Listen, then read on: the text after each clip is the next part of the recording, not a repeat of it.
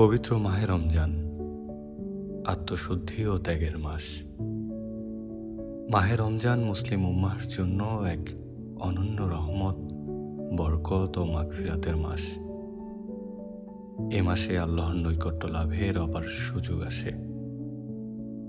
রমজান কেবল সংযমের মাস নয়, এটি আত্মশুদ্ধি, ধৈর্য, সহমর্মিতা ও ইবাদতের মাধ্যমে আত্মাকে পরিশুদ্ধ করার সময়।